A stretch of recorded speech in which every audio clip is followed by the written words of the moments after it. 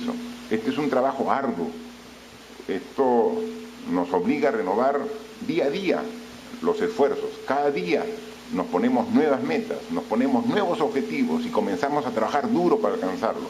Vamos encontrando algunos resultados que dan cierta luz de esperanza y eso nos fortalece, pero también vemos algunos resultados que no son necesariamente los que esperamos, pero eso no nos desanima, también nos fortalece, porque tenemos que seguir trabajando hasta lograr el objetivo. Y por eso que hoy, cuando vemos que 5 de mayo, ¿no? Estamos 5 de mayo y hay que tener en cuenta que estamos ya en plena estación de otoño, ¿no? Y podemos ver de que el clima ya va cambiando, y va cambiando aquí en Lima, la capital de la República, como va cambiando a nivel nacional, y eso nos obliga a ser incluso más cuidadosos de lo que estamos haciendo. Estamos a mes y medio del inicio del invierno, ¿no? Y el invierno ya de por sí trae friaje, trae heladas, que todos los años, sin coronavirus, genera problemas en la salud de las personas. Entonces, la situación de entrar en una temporada fría, sumada a una enfermedad como la que estamos sufriendo en el Perú y en el mundo, hace que tengamos mucho mayor cuidado. Estamos trabajando en ello y hay algunas alertas de heladas en algunas regiones del país y entonces tenemos que seguir trabajando y eso no hace otra cosa que obligarnos a redoblar los esfuerzos en cada una de las acciones que hacemos. La información que nos dan al día de hoy es que ya hemos superado las 400.000 personas muestreadas, ¿no? Hace poco más de un mes hablábamos de 20.000 personas muestreadas, imagínense, y ahora tenemos más de 400.000 y la cantidad de muestras diarias que hacemos en personas es ya alrededor de 20.000. Hemos superado incluso la meta que nos habíamos propuesto inicialmente con el Ministerio de Salud. Y eso nos muestra resultados como que a la fecha tenemos 51.189 pruebas que han arrojado como positivo, ¿no? Y que de esas 51.000 pruebas positivas tenemos 5.509 pacientes que se encuentran hospitalizados en los diferentes hospitales de salud, de MINSA, de Lima, de regiones, de las Fuerzas Armadas, de la Policía. Y hay ya 709 pacientes que están en las unidades de cuidados intensivos. Pero todavía seguimos incrementando la oferta de camas UCI. Y esta semana van a llegar el primer lote de los ventiladores mecánicos que fueron adquiridos al inicio de esta enfermedad. Y adicionalmente también ya se ponen en servicio los primeros ventiladores mecánicos que han sido producidos aquí en el Perú, ¿no? La Marina de Guerra ya saca el primer lote y lo pone a disposición de los hospitales del Perú esta semana.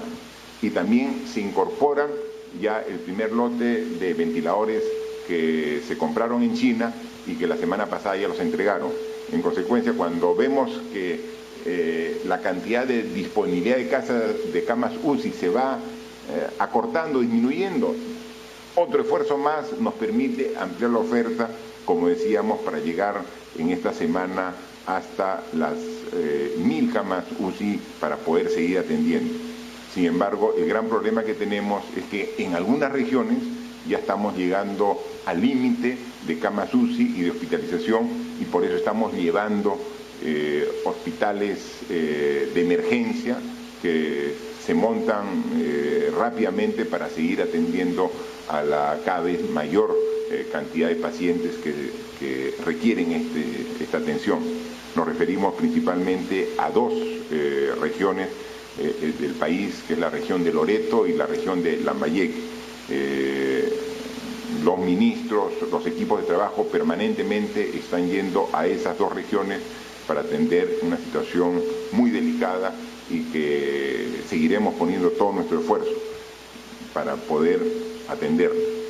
Dentro de la evolución de la enfermedad en nuestro país, hoy también hubo una una corta exposición sobre más o menos la curva de cómo se ha ido dando en estos 51 días que estamos del estado de emergencia y que estamos prácticamente 60 días, 2 meses, desde que se anunció el primer caso. Recuerden, el 6 de marzo se dio el primer caso y hoy estamos 5 de mayo. Hace 2 meses se dio el primer caso y hay 2 láminas nada más que quisiera destacar para que los puedan ver ustedes y toda la población, que una investigación, llamemos científica, independiente, habían hecho sobre el análisis de la data que tenemos en estos 2 meses en el Perú, ¿no? Ustedes pueden ver que aquí hay una lámina y que ustedes la tienen en la pantalla de sus televisores, donde se ven las 3 tipos de curva, ¿no? Y podemos ver que hay una curva que es la más alta, la que tiene el pico más alto. Ese pico más alto es la curva de qué pasaría, qué hubiera pasado en el país si no hubiéramos hecho nada, ¿no? Si es que simplemente nos enteramos de que llegó el COVID-19 dentro de nuestras fronteras y no hacíamos nada. Entonces, la evolución de contagiados y luego de hospitalizados y luego de fallecidos iba a tener este tipo de curva, ¿no? La curva más alta. Luego se tomaron decisiones el 15 de marzo, drásticas, extremas. Declarar un estado de emergencia es una decisión excepcional, y entonces se logró de que la curva no sea la curva más alta, sino esta curva que está en rojo, que es una curva que tiene menos pico en su altura, ¿no? Y luego hemos seguido tomando decisiones para que esta incluso baje un poco más. ¿Lo hemos logrado? Sí. Al nivel que quisiéramos todavía no, y por eso es que necesitamos seguir esforzándonos. Uno, en función del modelo matemático que use, puede encontrar cuántas personas hubieran fallecido si no hubiéramos tomado ninguna decisión, ¿no? Este análisis dice que podrían haber fallecido hasta 83.000 personas y que con una trayectoria, porque seguirían los fallecimientos a llegar a más de 400.000 personas, ¿no? Es una proyección, ¿no? Si uno hace otro análisis, otro modelo matemático, puede que no sean 80.000, que sean 60.000, o sean 50.000 o 100.000. Lo que sí todos coinciden, que si no hubiéramos hecho nada, no estaríamos hablando que a la fecha tenemos lamentablemente hoy 1.444 personas que han fallecido producto del COVID-19 confirmado, ¿no? La información que nos reporta el Ministerio de Salud. Si no se hubiera hecho nada, seguramente eran 50.000, 60.000, 80.000.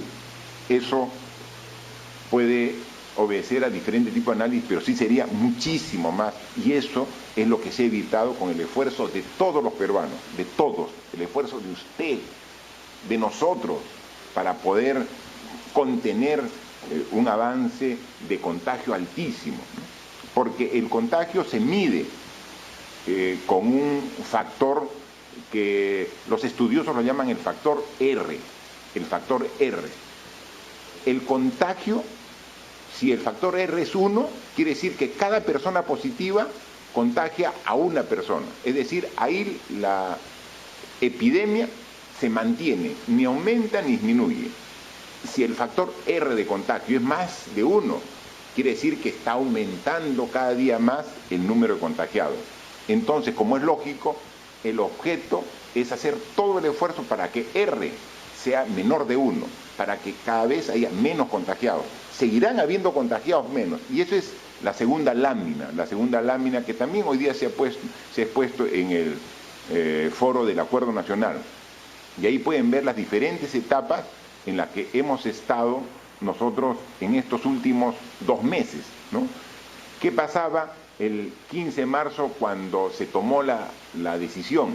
El R en el Perú era de 3, es decir, cada persona que estaba contagiada con el COVID-19, en promedio contagiaba a 3 personas.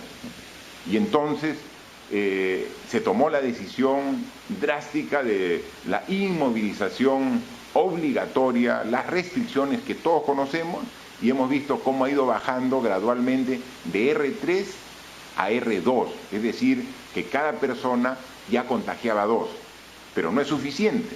Y entonces incluso se nota en la información pública que cada día se da, que ha habido un periodo que incluso nuevamente subió un poco el R de 2 a 2.3, 2.4, y luego a partir ya del 8 de abril, un nuevo esfuerzo nacional de todos comenzó a tender la curva hacia abajo, hasta el nivel que más o menos nos encontramos.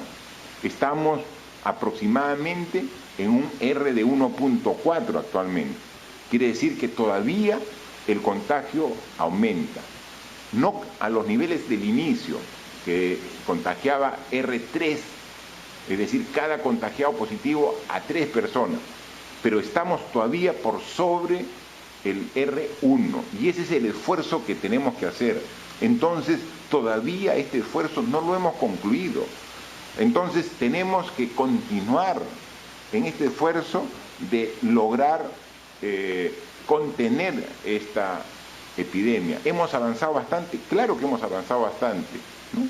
Y por eso hemos tenido resultados que son completamente diferentes a los que hubiéramos tenido si no hubiéramos hecho nada. Pero todavía falta ubicar, como todos hemos visto, cuáles son los sitios donde hay gran aglomeración de gente, y ahí es donde está el contagio. Hemos visto en las entidades bancarias, en los bancos. Tenemos que todos hacer un esfuerzo para no hacer estas grandes concentraciones.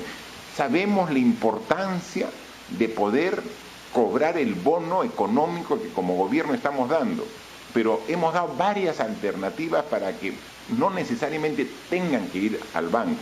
Mucha gente incluso va al banco no a cobrar, va al banco a averiguar si es que está considerado en el bono, cuando eso está a través de una llamada al teléfono correspondiente para determinar si tiene o no tiene ya la posibilidad de hacer el uso del bono, que como ahora ya salió el día de hoy el decreto de urgencia correspondiente, ya está la autorización del bono universal, con un esfuerzo para llegar a más de 6.800.000 hogares con este bono de 760 soles.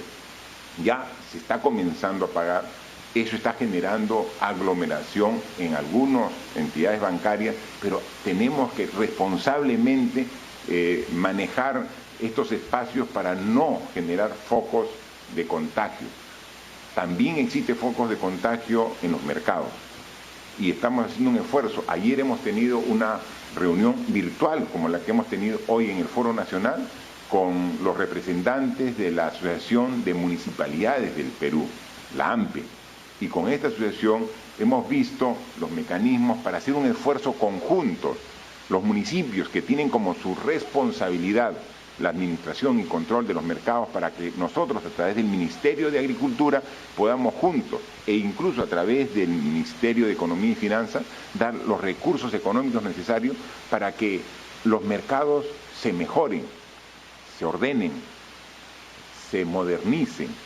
Sabemos que no podemos prescindir de los mercados, sino donde la gente va a adquirir sus productos de primera necesidad, en los mercados, pero mercados que no sean focos de contagio, que no un vendedor que esté positivo esté contagiando a todos los clientes que van a adquirir los productos en ese mercado.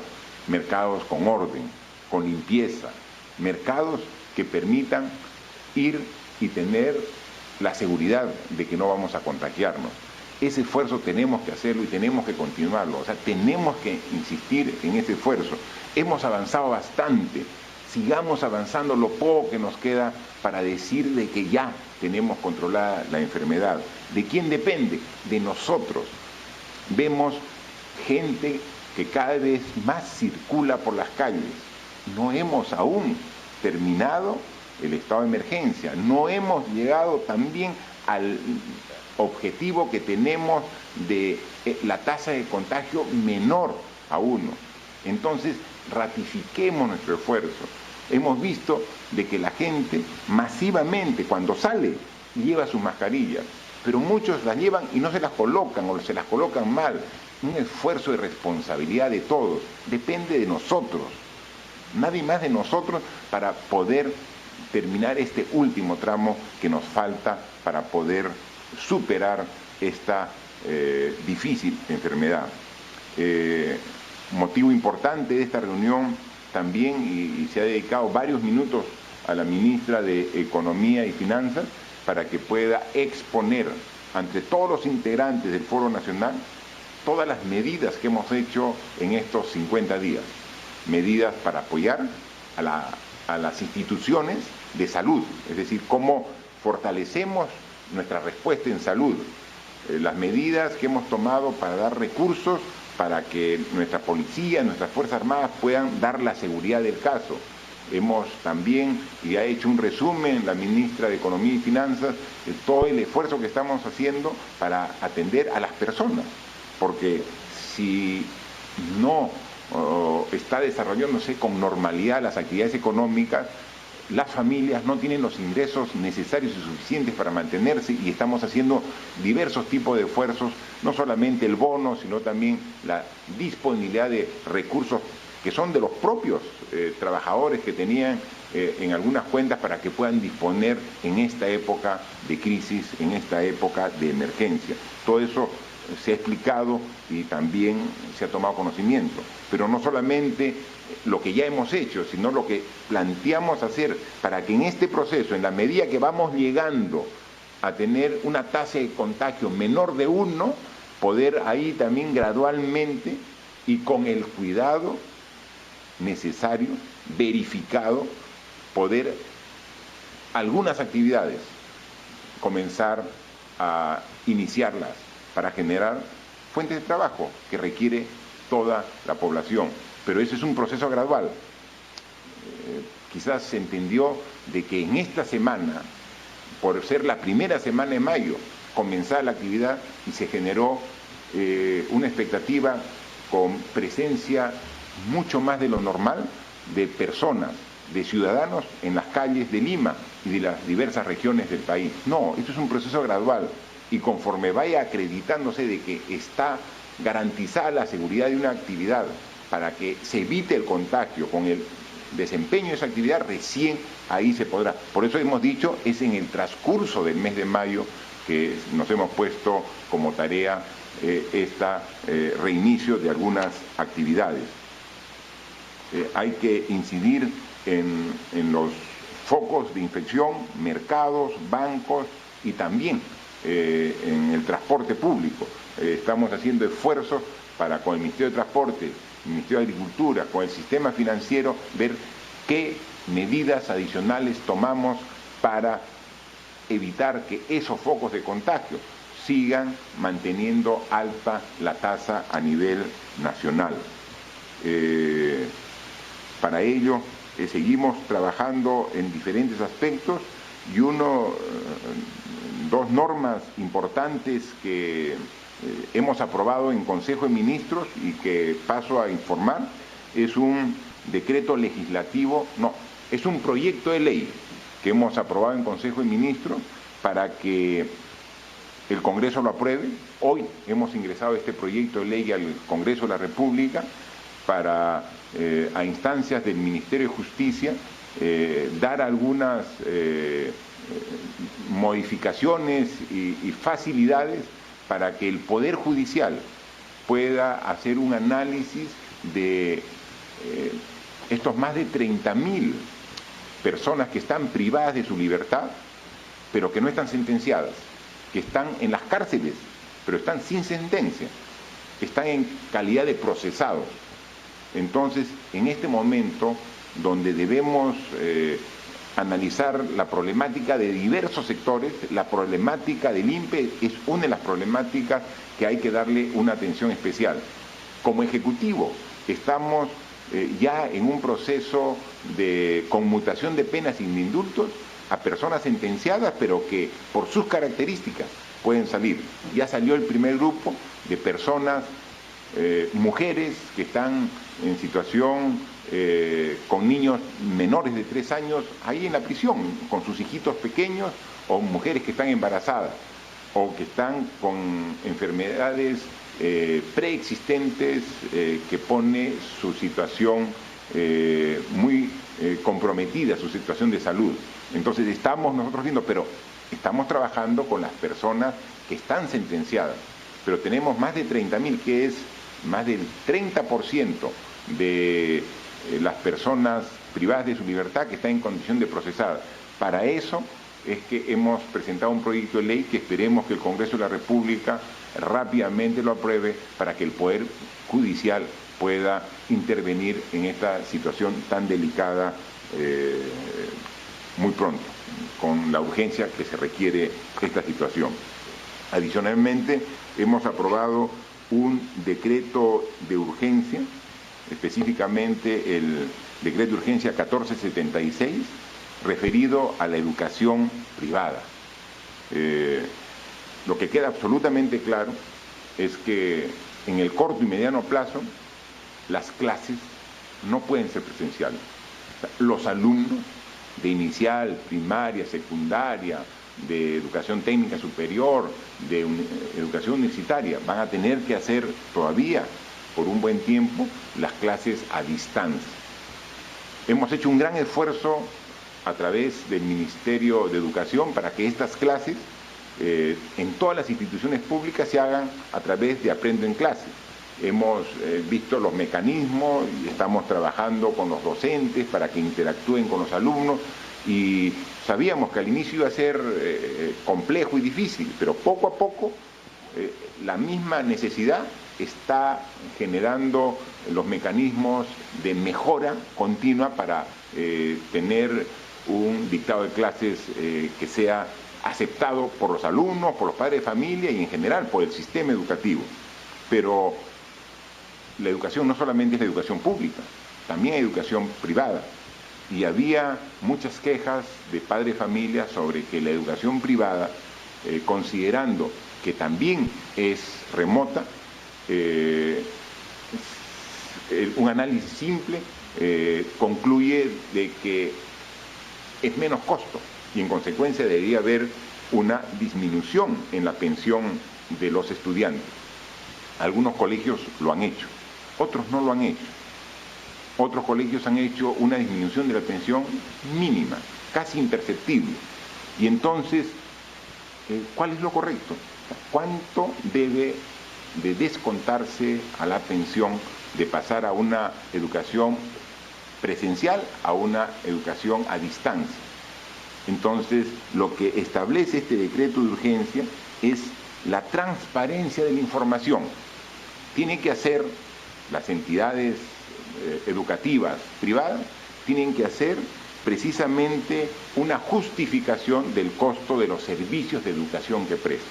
Y decir, mire, mi costo antes, cuando era presencial, y hacer un análisis de costo, hacer un presupuesto, era este. Y ahora que es este otro, lo que justifica cuál es el descuento. Pero eso tiene que ser público y tiene que ser transparente para que los padres de familia, con el conocimiento de esta información, digan, estoy de acuerdo, acepto esta nueva pensión. Y los que no acepten tengan la posibilidad de cambiar de institución educativa. Pueden pasar a otra educación privada que sí les dé los costos que considere convenientes y adecuados el padre de familia. O incluso pueden pasar a la educación pública, que el Ministerio de Educación está en un proceso de abrir nuevamente las matrículas para poder aceptar a los alumnos de la educación privada que no les justifique a los padres de familia el costo de la pensión. Esto se ha aprobado hoy y ha salido publicado hoy en un decreto de urgencia para conocimiento de todos los padres de familia que estaban preocupados por este aspecto, ¿no?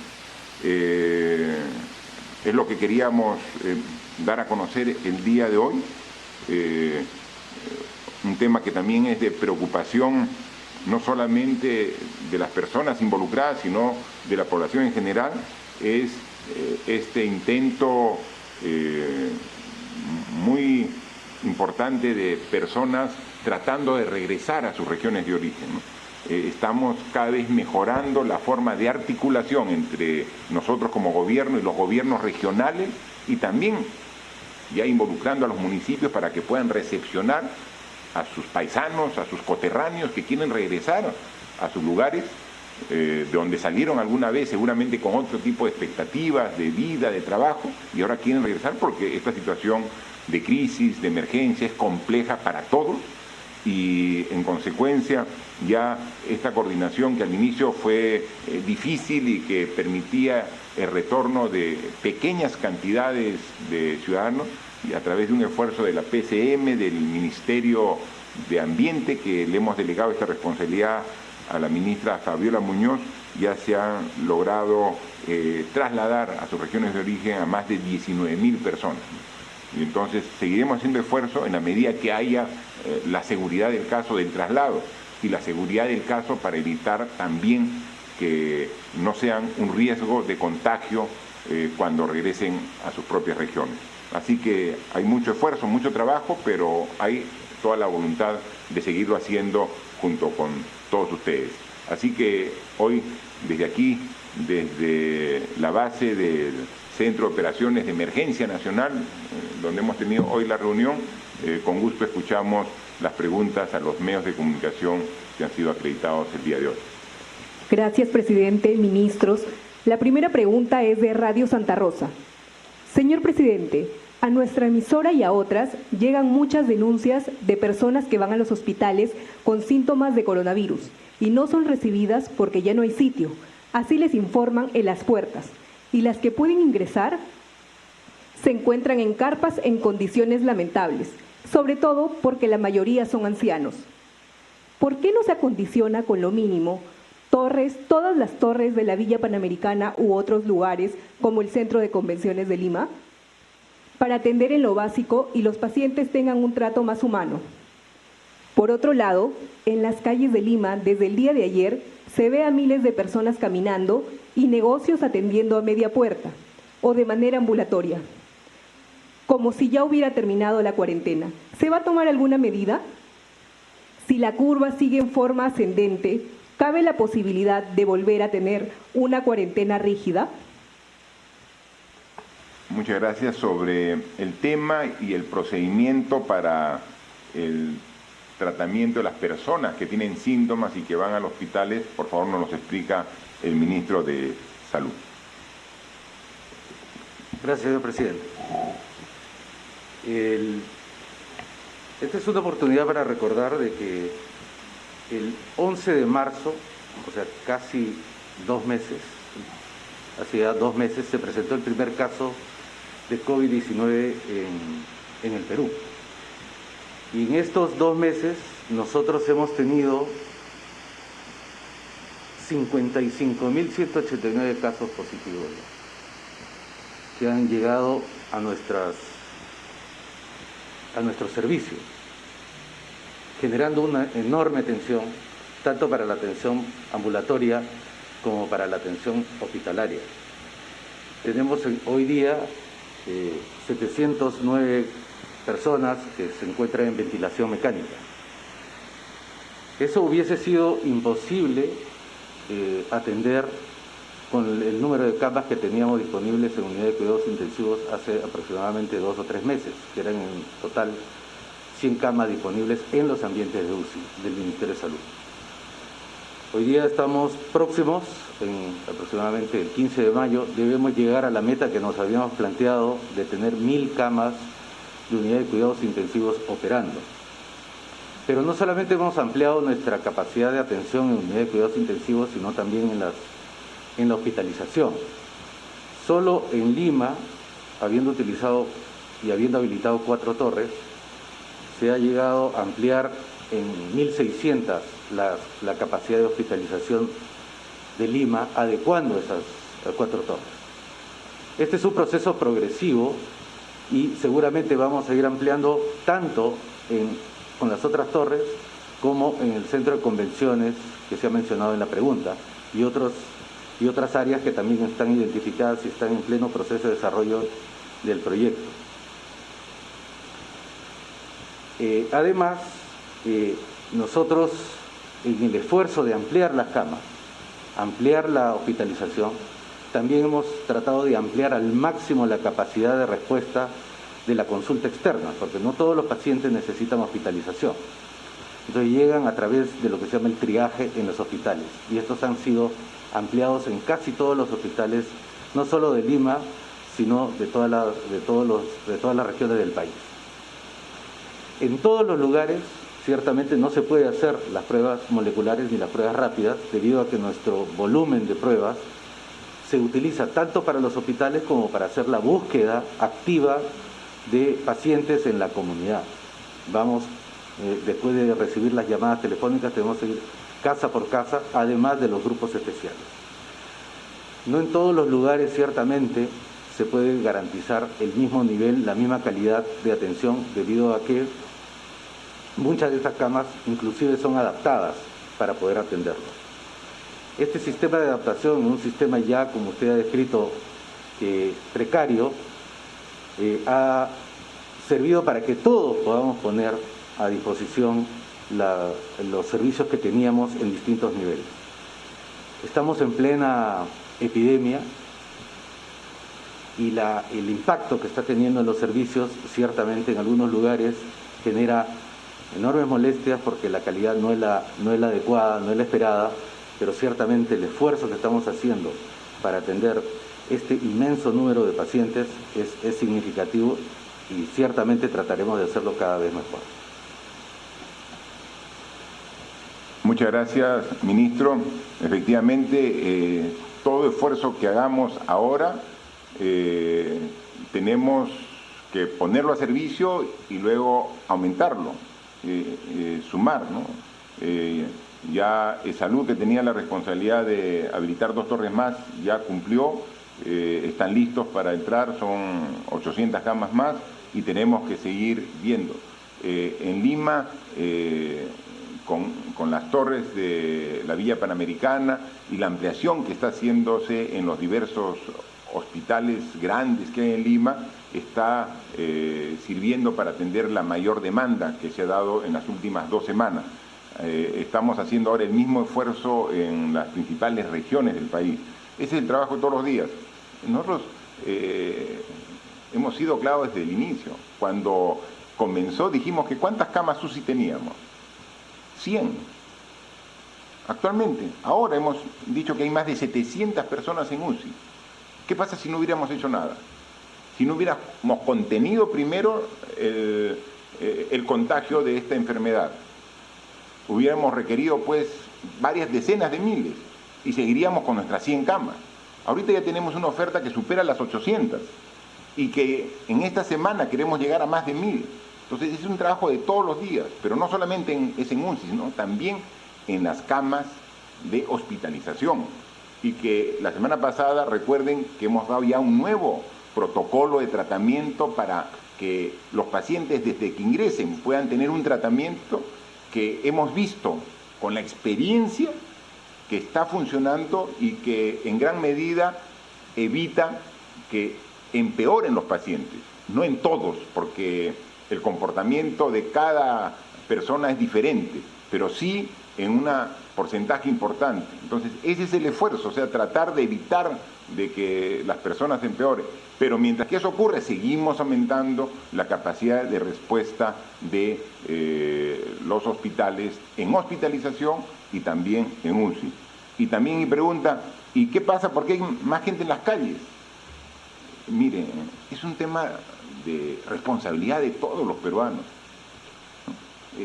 Mire, ayer tuvimos una reunión con algunos alcaldes y también mantenemos la reunión. Hemos recibido, por ejemplo, una comunicación del gobernador regional de Piura, que me transmite un comunicado del comando de Piura, el comando COVID de Piura, y que hace suyo el gobernador y me lo transmite. Y me dice: presidente, para solucionar el problema de Piura, como la gente no hace caso y sigue saliendo a la calle, mejor pongamos toque de queda una semana, las 24 horas del día, todos los días. O sea, ¿eso va a ser solución? O sea, impedir de que salga la gente las 24 horas del día, por 7 días de la semana, eso no es solución. Entonces, eso es, de alguna manera, decir, pongo mi futuro en manos de las Fuerzas Armadas, cuando el futuro está en manos de nosotros. O sea, el futuro está en manos de los ciudadanos.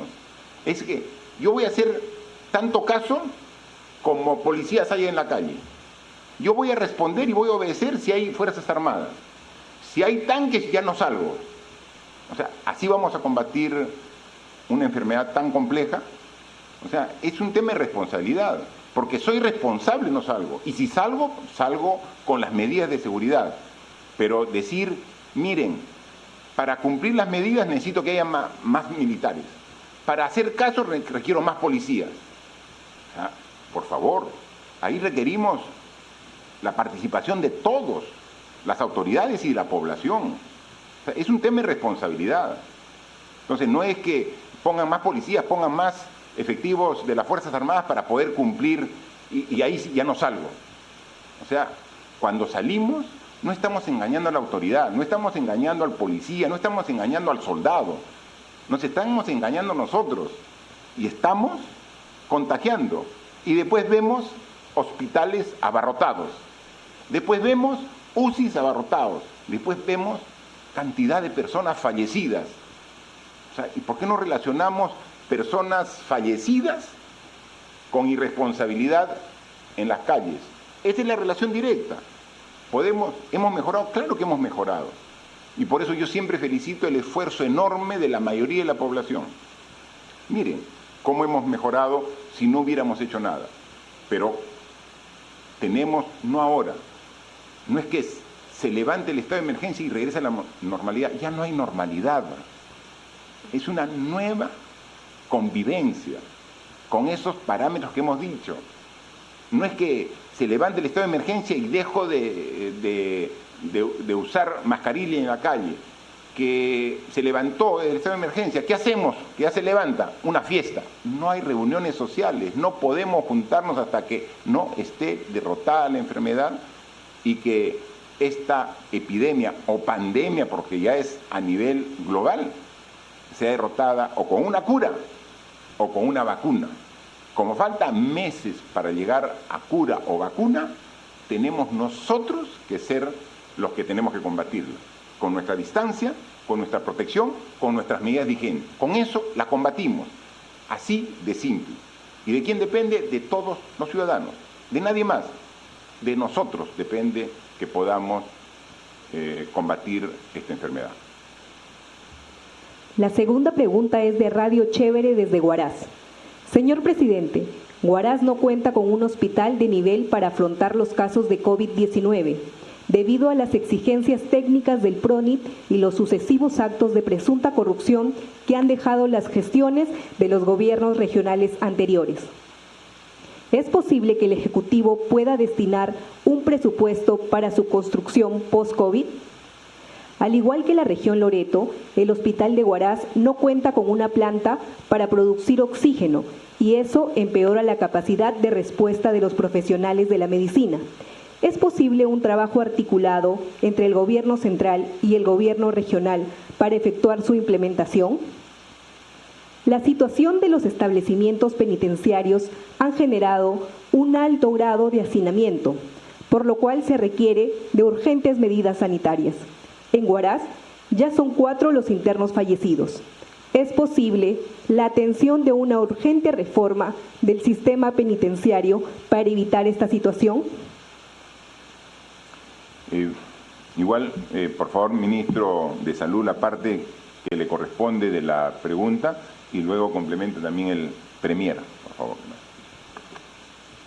En relación con la región, nosotros tuvimos la semana pasada una reunión con el gobierno regional y con el director de salud de la región, en el cual se nos presentó el conjunto de inversiones que ha hecho la región para mejorar su capacidad de respuesta en atención de salud.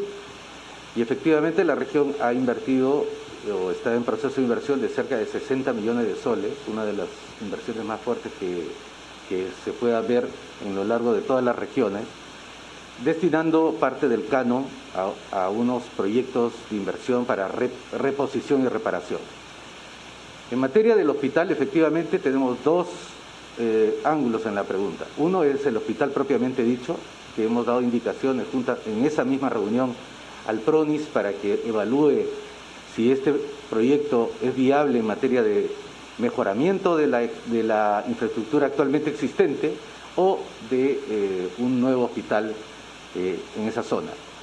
En relación con el equipo de oxígeno, no solamente para ese hospital, sino para el resto del país, y dada justamente la experiencia dolorosa que estamos viviendo en Loreto, estamos redireccionando algunos fondos, pero fundamentalmente asistencia técnica para que conjuntamente con las regiones podamos utilizar saldos de balance que se encuentran en los presupuestos de las regiones y poder invertir rápidamente en el desarrollo de plantas de oxígeno medicinal en donde así se requiera.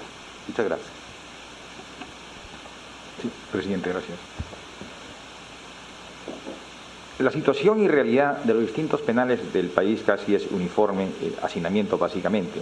Tenemos 68 penales, una capacidad de 39.000 internos y sobrepasa los 97.000 internos. Y hay dos dimensiones de la respuesta que estamos dando como gobierno. Primero, respuestas normativas institucionales y lo segundo son respuestas de salud. En el tema inicial hemos emitido ya un decreto de urgencia para liberar un porcentaje importante de deudores alimentarios que una vez pagada el 100% de ese deudo quedan en libertad. Ya superan en estos momentos los 300 internos que han hecho uso de esta potestad y han quedado en libertad. Lo segundo es que se aprobó un decreto supremo para agilizar los procedimientos de indultos. A la fecha ya son más de media centena los indultados. Asimismo, como bien lo ha enfatizado el señor presidente, hemos presentado el día de hoy un proyecto de ley destinado básicamente a los procesados. Del 100% de internos, casi 30.000 internos tienen esta condición de procesados, es decir, están bajo la autoridad de los jueces y fiscales. Y con este proyecto de ley, que esperamos que tenga la agilidad y atención urgente por parte del Congreso, va direccionado en dos circunstancias. La primera, aquellos procesados que están sujetos a una prisión preventiva, que los jueces puedan convertirla en una comparecencia restringida. Y también el segundo componente es que aquellos sentenciados con penas menores a 8 años, esta puede ser sujeta a una conversión en lo que es el llamado trabajo comunitario. En el tema de salud, ya se ha enfatizado, son distintos componentes que hemos tomado como gobierno. Primero, que es el equipamiento e implementación con lo que son insumos tanto para el personal como para los internos. Lo segundo, se ha instituido un comando de COVID-19. Lo tercero, se está contratando más de 300 médicos y enfermeras. Lo cuarto, se ha acudido a una fumigación masiva de todos los establecimientos penitenciarios. Lo quinto, se han habilitado espacios en los propios penales para tener una atención focalizada en aquellos internos que están sujetos a lo que es el contagio. Lo sexto es que un número importante de pruebas rápidas han sido puestos a consideración del INPE para que en una primera etapa pasen por esta prueba los agentes penitenciarios. Y asimismo se ha dotado de más de 100.000 mascarillas renovables, ya no solo para los agentes penitenciarios, sino también para los internos. Hay un hecho que destacar. Un primer foco de atención fue el penal del Callao, Sarita Colonia, donde hay resultados bastante interesantes. Con tratamiento médico se han recuperado un número importante de internos que estaban sujetos a este contagio. Pero la pregunta incide en un tema de fondo, ¿no? Una reforma penitenciaria. Y bien lo ha dicho el señor presidente en la reunión que hemos tenido a horas de la mañana con la Guardia Nacional. Esta dura lección que significa esta enfermedad también nos da una gran oportunidad de poder abordar con prontitud a la solución de problemas estructurales. Y el sistema penitenciario es un problema estructural. Por eso se hace necesario hablar de la reforma del sistema penitenciario. Y aquí tenemos un delicado contencioso. porque tradicionalmente el tema penitenciario era una materia vedada, prohibida, y simplemente se restringía a elevar penalidades. Cuán importante hoy que todos los sectores se sientan involucrados, sensibilizados y que nos permitan asumir como una política de Estado una revisión de lo que significa en estos momentos el sistema penitenciario para nuestro país. Tercera pregunta de Huilas TV. Una reciente encuesta habla de la aprobación en su gestión con un 82%. Sin embargo, en la práctica, la realidad demuestra que aún hay falta de reacción en algunas regiones como Iquitos con la falta de oxígeno. A esto se le suma que ya se acerca el levantamiento de la cuarentena, pues la gente sigue saliendo a las calles. ¿Qué estrategias va a tomar el gobierno ante esta situación? ¿Cuáles serán los nuevos protocolos ante la ola de contagios? ¿Cómo van a contener el virus sin la cuarentena? Si nos podría el ministro de Salud dar algunas referencias del esfuerzo que estamos haciendo para atender la crítica situación que hay en la región Loreto, en la ciudad de Iquitos, que hace referencia a la pregunta. Sí, bueno, a mis compatriotas de Iquitos sirva esta oportunidad para solidarizarme con la crítica situación que se viene viviendo con la presentación de la epidemia en esa zona, especialmente con mis colegas, amigos. Yo el día de ayer tuve la oportunidad de visitar algunos establecimientos de salud y dentro de los establecimientos de salud la zona de hospitalización, incluso la unidad de cuidados intensivos, donde tengo un muy amigo mío viviendo un drama en ese hospital. Las fallas que nosotros estamos viviendo en Iquitos son en verdad multiorgánicas, que ha dejado a la ciudad y al hospital sin un abastecimiento permanente de un elemento vital para tratar a nuestros pacientes, es el oxígeno. Ante esa situación, nosotros hemos comprado en Lima y estamos determinando un puente aéreo de 9.000 metros cúbicos de oxígeno y todos los días está saliendo un vuelo con 60 balones de oxígeno para asistir a nuestros pacientes y a nuestros colegas. Siento mucho, valga el momento de decir que hemos perdido 5 profesionales en Iquitos, 3 de ellos profesionales médicos. El día de ayer, cuando estuve, había muerto un bachiller de medicina, el día de hoy ha muerto otro colega nuestro. Y hemos establecido ese puente aéreo para poder apoyarlo, pero inmediatamente también hemos destinado con fondos del gobierno regional 1.200.000 soles para poder establecer lo más rápido posible, esperemos que dentro de los próximos 15 días, 2 plantas intermedias de producción de oxígeno. Hemos, junto con el Ministerio de Defensa y con la ministra de Producción, que también estaba ahí, hemos evaluado la habilitación de 2 plantas que se encuentran en Andoas y en Trompeteros para transformarlas rápidamente en productoras de oxígeno. Hacen oxígeno comprimido en este momento, pero se puede habilitar, según nos han informado, para producir oxígeno medicinal. Hemos tomado contacto además con la sociedad civil, que hizo una movilización importante de fondos para construir una planta dentro de la ciudad de Iquitos, y hemos puesto a nuestros técnicos también a disposición para asesorar la implementación de estas plantas. Sin embargo, somos conscientes de que estos son a 2, 3 y hasta 4 semanas en que todas estas iniciativas, más unidades de apoyo eléctrico, porque durante el fin de semana las plantas de producción de oxígeno que se encuentran en Iquitos fallaron por fallas en el sistema eléctrico de la ciudad. Entonces también vamos a intervenir para que se mejore la dotación de electricidad que estas plantas procesadoras de oxígeno requieren. Además, señor presidente, compatriotas en Iquitos, nosotros seguiremos movilizando ingentes cantidades de equipos de protección personal. Esa es una de las regiones donde hemos hecho más vuelos de apoyo a nuestros colegas, a nuestros trabajadores, y somos plenamente conscientes de la situación que se está viviendo ahí. Continuaremos movilizando oxígeno, equipos, medicamentos a esa zona. En cuanto a las nuevas estrategias, en Iquitos hemos podido observar que ya están implementando los nuevos protocolos de atención, tienen los medicamentos para poder desarrollar eso en el primer nivel de atención con todas las limitaciones. Hemos determinado además que va a salir un nuevo contingente de profesionales, médicos, enfermeras y también tecnólogos médicos de diversas especialidades para apoyar los esfuerzos que ahí se vienen realizando. No es una tarea fácil, pero no cejaremos en nuestro esfuerzo de apoyarlos día a día. Cuarta pregunta de Útero PE. El señor Juan José Santibáñez Antúnez, designado como jefe de gabinete de asesores del Ministerio del Interior, ha sido un defensor de policías involucrados en casos de corrupción como los Intocables Ediles, el Escuadrón de la Muerte, los Babies del Fundo Oquendo y la Red de Protección Ilegal al ex asesor montesinista Óscar López Beneses. Además, su cuenta de Twitter fue cancelada después de que el periodista Marcos Cifuentes destapara que el señor Santibáñez coordinaba con la red de Fujitrolls, profería improperios desde sus redes y fue parte del equipo de campaña de Keiko Fujimori. Eso sin contar que el propio ministro Gastón Rodríguez también ha sido involucrado en el caso Los Intocables Ediles, que hay un policía desaparecido en Trujillo y que el jefe de la policía duró 10 días en ese cargo. ¿Está usted al tanto de lo que está sucediendo en la policía?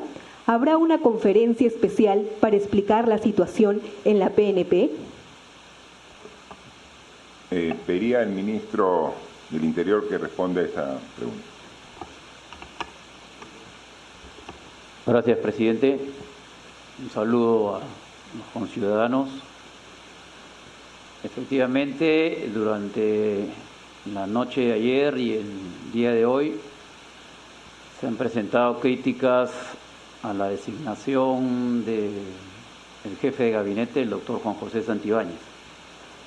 Un abogado con amplia experiencia en los temas de derecho de policía, con 4 maestrías internacionales, un doctorado y que ha participado en algunos casos de defensa de policías que han tenido alguna problemática en cuanto al desarrollo de su función. La evaluación que hace el Ministerio del Interior es permanente y en ese sentido también debo de comunicar a la opinión pública que el doctor Juan José Santibáñez fue aquel que defendió el caso emblemático y que resultó una cruzada nacional en el caso del suboficial Elvis Miranda, en Piura.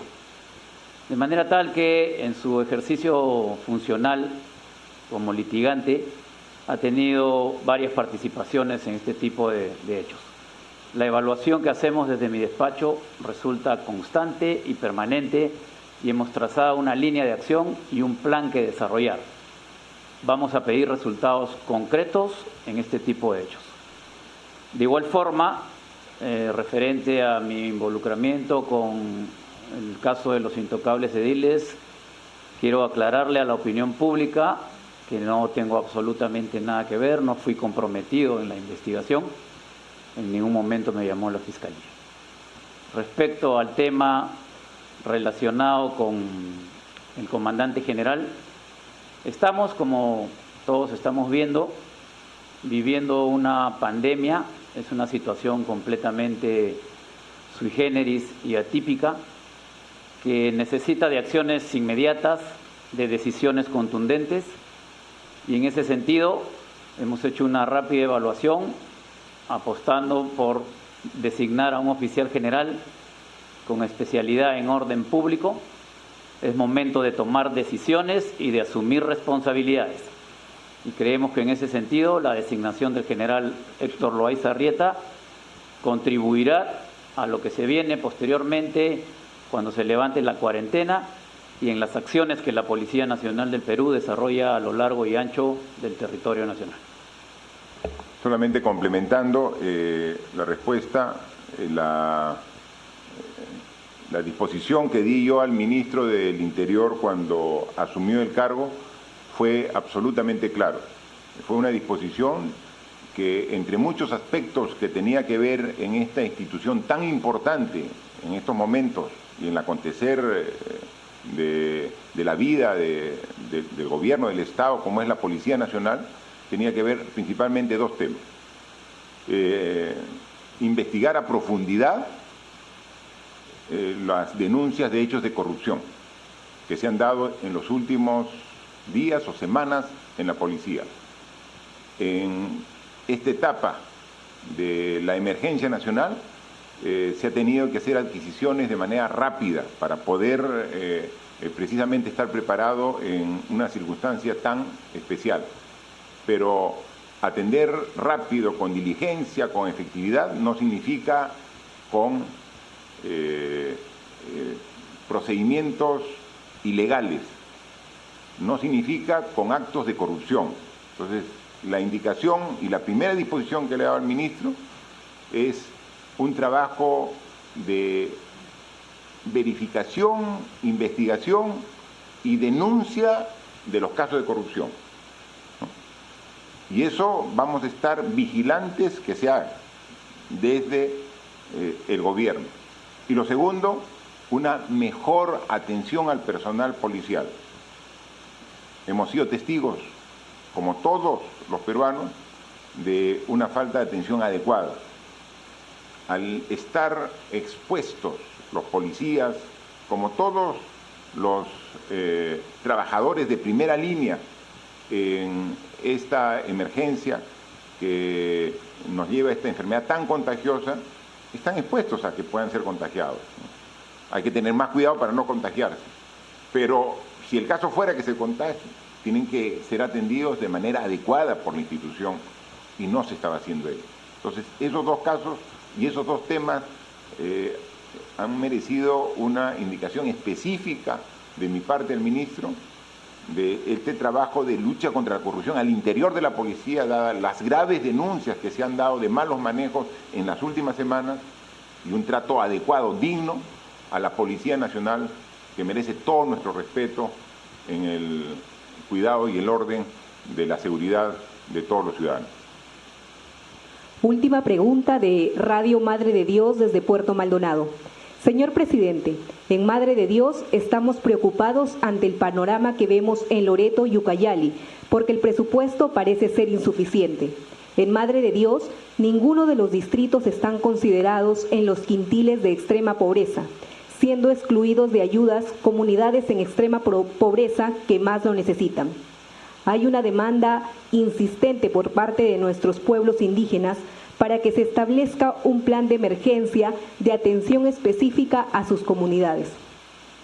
Sabemos que muchas de ellas, por su lejanía, no tendrán acceso ni a un respirador, ni a una UCI, ni a un balón de oxígeno. ¿Cuáles son las medidas concretas para atender esta región periférica como es Madre de Dios? ¿Se ha elaborado ya el plan de emergencia COVID para estas comunidades indígenas amazónicas? ¿Cuándo se va a activar? De igual manera, por favor, pido al ministro de Salud para que responda los temas que atañen a su responsabilidad. En relación con las comunidades y pueblos indígenas del Perú, conjuntamente con el Ministerio de Cultura, el Ministerio de Desarrollo e Inclusión Social, el Ministerio de la Mujer y Poblaciones Vulnerables y el Ministerio de Salud, hemos elaborado justamente un plan para poder intervenir y proteger a estas comunidades y que incluyen la participación de las mismas. La intervención, sin embargo, depende de la capacidad de la organización del sistema de salud en cada uno de estos lugares, sea Loreto, Ucayali, San Martín, Madre de Dios, entre otras. La capacidad para movilizar los recursos se mide de manera conjunta con los gobiernos regionales y las direcciones de salud. El desarrollo de la implementación de estas actividades tiene diferente nivel de evolución. En el caso de Loreto, por ejemplo, esta ya está, justamente el día de ayer estuve en una conversación con el doctor Minaya, director de la región de Loreto, para ver cómo estaba la implementación de este plan, y se encuentra, digamos, en pleno desarrollo. En el caso de Madre de Dios, debido a que todavía la epidemia está en sus fases iniciales, el desarrollo de las mismas no es tan avanzado como en Loreto o Ucayali. el plan no solamente incluye la atención, por supuesto, sino por lo que se ha mencionado, por la lejanía, tiene un fuerte énfasis en la prevención y en el diagnóstico temprano. La implementación de cada localidad, de cada distrito, de cada provincia, de cada región, es una cosa que estamos monitoreando y ciertamente continuaremos con los esfuerzos, así como se hace en las zonas urbanas, para poder desarrollarlo. El día de mañana, junto con el Ministerio de Cultura, tenemos una conferencia virtual con los representantes de las poblaciones indígenas y las comunidades nativas para poder afinar lo que venimos haciendo. Muchas gracias. Miren, ya estamos a 50 días del estado de emergencia. Los resultados se pueden ver y se explican en función de análisis que hacen expertos y que podemos acceder todos. Y los resultados no solamente son los que se muestran ahora, sino son los que tenemos que proyectar al futuro. Lo dijimos desde el inicio y lo ratificamos ahora. Esta enfermedad no es una enfermedad de un mes, ni 2 meses, ni 3 meses. Nos tiene que obligar a prepararnos para una etapa que es la que estamos actualmente viviendo, que es la etapa de propagación de la enfermedad y con esfuerzos de contención que hacemos las instituciones y la población. Luego va a haber una segunda etapa, que es una etapa intermedia, donde tratamos de recuperar las actividades previas al inicio de esta epidemia. Y luego, a partir del próximo año, es donde planteamos nuevamente el retorno a esa senda de progreso y desarrollo que queremos todos los peruanos. Y esta etapa es difícil, es compleja. Nunca lo hemos negado. Y si no tenemos completa conciencia de ello, podemos confiarnos. Y lo peor que puede pasarnos a los peruanos es confiarnos. Hemos visto que algunos países que tienen esta enfermedad con unos meses o quizás semanas de anticipación, cuando ya la estaban superando, se confiaron y nuevamente hay un rebrote que nuevamente sume a la población en el dolor y en la muerte. Entonces, lo que tenemos que hacer responsablemente todos es ser conscientes de que el futuro está en nuestras manos. En nuestras manos. Depende de nosotros, de todos, de la unidad de los peruanos. Justo es en estas épocas, las más difíciles, donde salen voces discordantes, donde salen voces de desaliento y que tratan de contagiar ese desaliento en la población. Y eso sería lo peor que nos pueda pasar como sociedad. En uno de sus análisis, la ministra de Economía me decía de que la consecuencia económica de esta crisis puede ser similar a la consecuencia económica que tuvo el Perú después de la Guerra del Pacífico, la guerra con Chile. Imagínense, una guerra convencional, una guerra de ejércitos, una guerra que generó muerte, destrucción, pero dejó mucha pobreza, porque se cayó completamente la economía y 2 años estábamos con indicadores bajísimos. Esas consecuencias que tuvimos hace más de un siglo son similares en la situación económica que podríamos tener. ¿Y qué reflexión podemos hacer de la guerra del Pacífico? La guerra con el vecino país del sur, ¿no? En ese tiempo la encaramos divididos. Ese fue nuestro principal error, divididos, cuando deberíamos estar todos juntos, con un solo objetivo, responsablemente, sabiendo que iba a haber bajas, pero con una convicción de salir adelante todos juntos. nos dividimos los peruanos.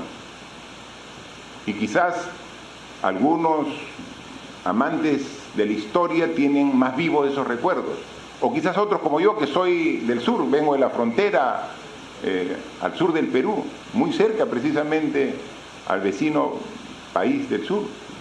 Y entonces uno ahí ve que perdimos territorio, perdimos futuro, perdimos familiares, perdimos vidas por estar desunidos. Y seguramente en esa oportunidad, como ahora, habían estas voces de desaliento, de desánimo, voces que en vez de apoyar y decir en qué ayudo, ¿no? Es voces que vienen siempre a cuestionar cualquier esfuerzo que se haga. Alguien dijo por ahí, presidente, usted que tiene 82% de aprobación, eso es absolutamente irrelevante, ¿no? No tiene nada que ver. Eso, aquí lo que interesa no es la aprobación que tenga, eso es irrelevante.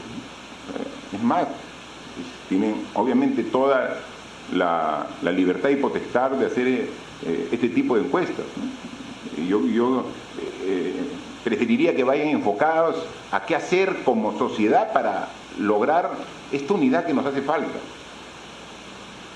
Tenemos resultados que pueden ser mucho mejores y vamos a insistir en ello. No vamos nosotros en ningún momento a disminuir nuestro esfuerzo, porque sabemos que esto es un trabajo de largo aliento. Si alguien por ahí quiere tirar la toalla, que lo haga. Si alguien por ahí quiere abandonar el esfuerzo, que lo haga. Nosotros no. Nosotros nos debemos al pueblo y vamos a estar al lado de él en todo momento, y más en estos momentos difíciles, cuando vemos las muertes, cuando vemos sí ya las faltas de camas, ¿no? Cuando vemos que algunos sistemas del Estado peruano ya no alcanzan para atender todo lo que requerimos. Ahí es donde necesitamos a los verdaderos peruanos, a los que quieren cambiar el Perú, ¿no? Pueden haber otros que sí, desde el balcón, se puedan criticar. Es muy fácil desde afuera, y nunca tomó ninguna decisión o no tomó las decisiones correctas cuando debió hacerlo. Critiquen, que sigan criticando. No nos van a bajar el ánimo, no nos van a quitar el esfuerzo, no nos van a disminuir la convicción de trabajar por el Perú. Estamos en momentos difíciles, sí, muy difíciles, y por eso yo llamo a la conciencia de toda la población. Seguiremos aquí de la mano con nuestras Fuerzas Armadas, con la policía, para poner orden donde se necesite, pero el principal orden que debe poner es el propio ciudadano, en su casa, en su cuadra, en su distrito, en su barrio. Ahí, organización para poner el orden que se requiere. No es necesario solamente esperar que vengan las fuerzas públicas para recién ordenarlo. No, nosotros mismos tenemos que dar el ejemplo, y lo vamos a hacer, y vamos a tener y el refuerzo y la moral de la policía y Fuerzas Armadas está al tope para seguir trabajando. Queremos que esa moral también esté en cada uno de los ciudadanos del Perú. Moral arriba, vamos a salir de esta. Estamos en momentos difíciles, pero juntos vamos a salir. Tengan esa convicción que juntos lo vamos a hacer. Muchas gracias.